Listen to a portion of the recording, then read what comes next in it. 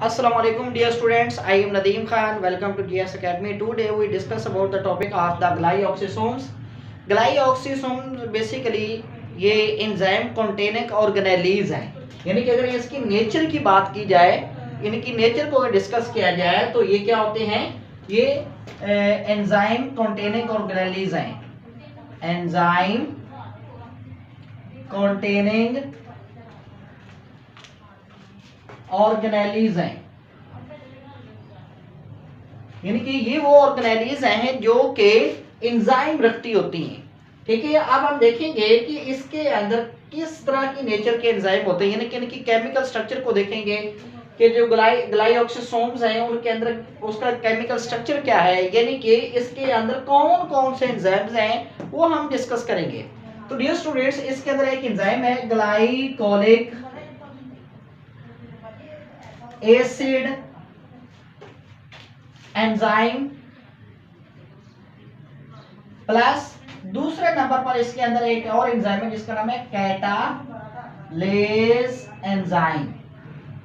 Catalase enzymes और glycolic acid enzyme जो होता है वो इसके अंदर पाया जाता है। ये थी इसकी केमिकल स्ट्रक्चर, यानी कि ग्लाइऑक्सिसोम्स की केमिकल स्ट्रक्चर के हवाले से देखा जाए तो इसके अंदर दो तरह के एंजाइम पाए जाते हैं, ग्लाइकोलिक एसिड एंजाइम पाया जाता है और उसके बाद कैटालेज एंजाइम इसके अंदर पाया जाता है।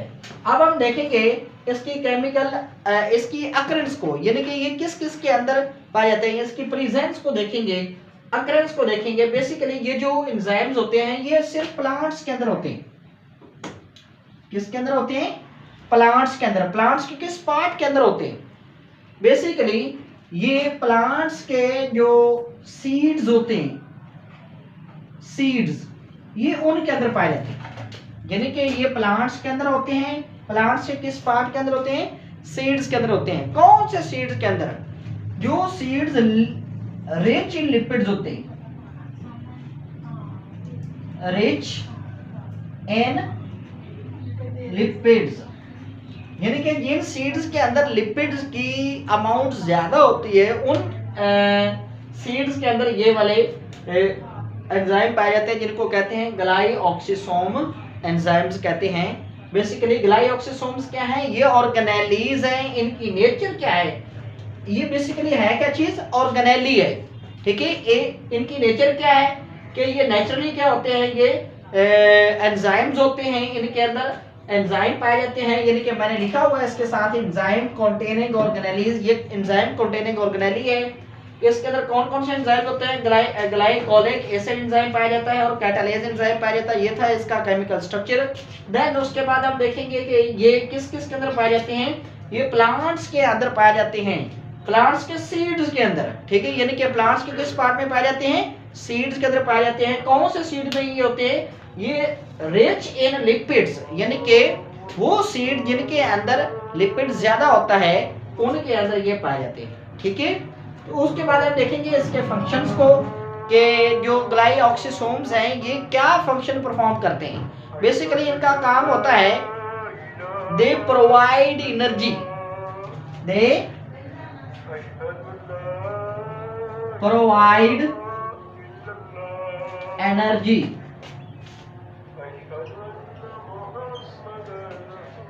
टू सीडलिंग्स, सीडलिंग, यानी कि जो सीडलिंग होती हैं, यानी कि जिस वक्त एक बीज उगता है उससे एक नन्हा सा पौधा पैदा होता है जिसको हम पनीरी भी कहते हैं, उनको ये क्या करते हैं? एनर्जी प्रोवाइड करते हैं। अब वो एनर्जी प्रोवाइड किस तरह करते हैं हम उसको देखेंगे। बेसिकली इन्होंने क्या करना होता है डियर स्टूडेंट्स, इन्होंने जो फैटी एसिड्स होती है लिपिड्स के अंदर, सॉरी सीड के अंदर, सीड के अंदर जो फैटी एसिड होते हैं, यानी कि जो स्टोर्ड फूड होती है, ये सीड आपके पास ये क्या काम करते हैं? ये सीड्स के अंदर सीड्स फैटी एसिड,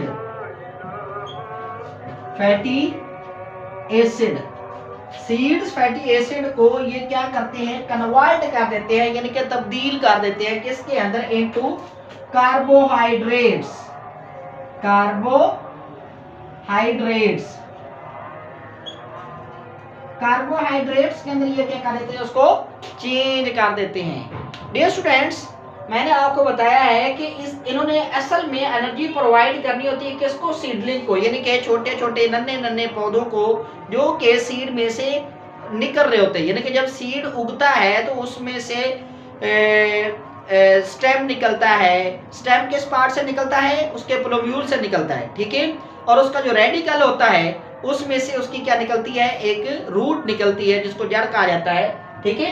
तो बेसिकली वो जो स्ट्रक्चर, जो नन्ही सी स्ट्रक्चर बनती है जिसके अंदर मतलब छोटा सा तना होता है, उसकी रूट होती है, उसको जो एनर्जी होती है, उसको जो फूड होती है, कौन प्रोवाइड करता है, बेसिकली ग्लाइऑक्सिसोम एंजाइम प्रोवाइड करते हैं। कैसे करते हैं, सीड के अंदर फूड स्टोर होती है, किस फॉर्म में, फैटी एसिड की फॉर्म में।